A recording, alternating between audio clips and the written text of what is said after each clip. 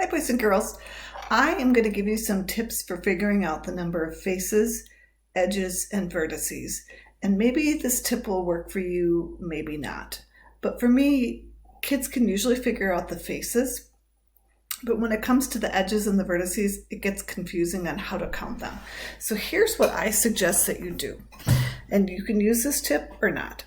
So the first shape I'm going to show you is a triangular prism, top and bottom shaped like a triangle, sides shaped like rectangles. So what I do is I just kind of hold it like this, and I'm going to count the faces first.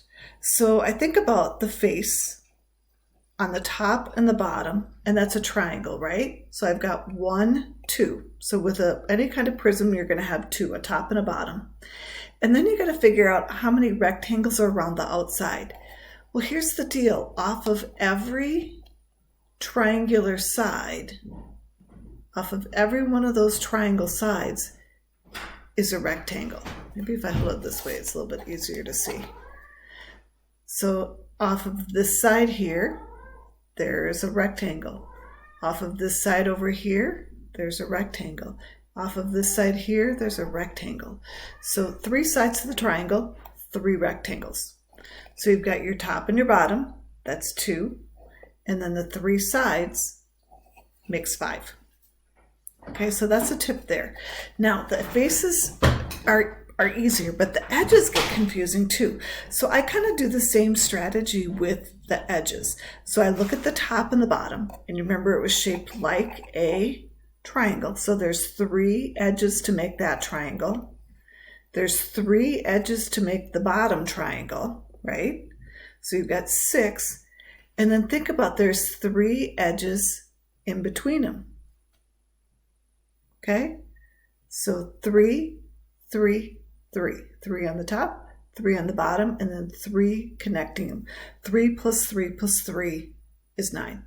So when you have a prism, it's always going to be the same number tripled. We'll look at another one in a minute. Okay, the vertices or the corners or the points are where the edges come together. And it's kind of like there's going to be some on the top and there's going to be some on the bottom, but there aren't any points in the middle, right? There's 3 on the top, and then there's going to be the same 3 on the bottom because they're like copycats. Top and bottom are the same. 3 plus 3 is 6. Okay, so we had 2, 3, 4, 5 sides, 3, 6, 9 edges, and then 3, 6 vertices. Okay, let me show you on a pyramid. It's a little bit different. You just have one base, right? So that's one side.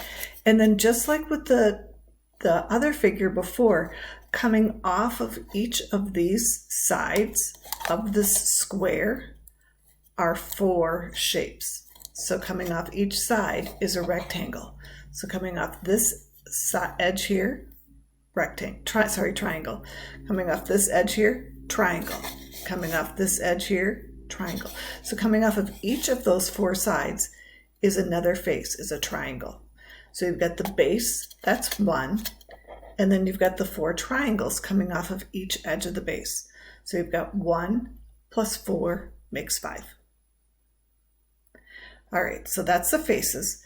The edges, kind of same thing. I count the ones on the bottom first. So there's 4 to make that triangle, make that square, right? 1, 2, 3, 4, all the way around, 4 sides to the square. And then think about this. There's going to be 4 coming off of each of those.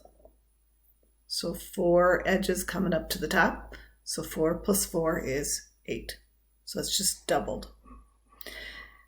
Vertices, corners, those are a little bit easier. There's 4 on the bottom and 1 on the top. With the prism, there was 4 on the bottom, 4 on the top. With a pyramid, you're going to have a number on the bottom and then just 1 on the top. So it'll be whatever the bottom is plus 1. So 4 plus 1 is 5. Let's try one more. Let's try this shape right here, hexagon. Okay, let's try the faces first. So you've got a bottom and a top. This is a hexagonal prism. Okay, 1, 2.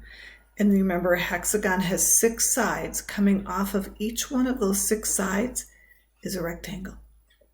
So 1 side, 2 sides, and then six of these, 6 rectangles. So there'd be 8 altogether.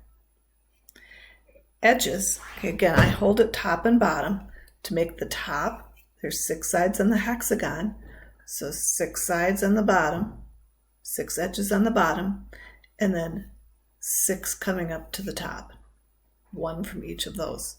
So 6, 6, 6 makes 18. Always going to be tripled on a prism. Then the vertices, 1, 2, 3, 4, 5, 6 on the bottom, 1, 2, 3, 4, 5, 6 on the top. 6 and 6 is 12. On a prism, it's always just going to be doubled for the vertices. Okay, so hopefully those tips will give you a little bit of a strategy for figuring out how many faces, edges, and vertices you have on a figure. Once you know that strategy, it's easy to count them. Good luck on your homework. See you soon.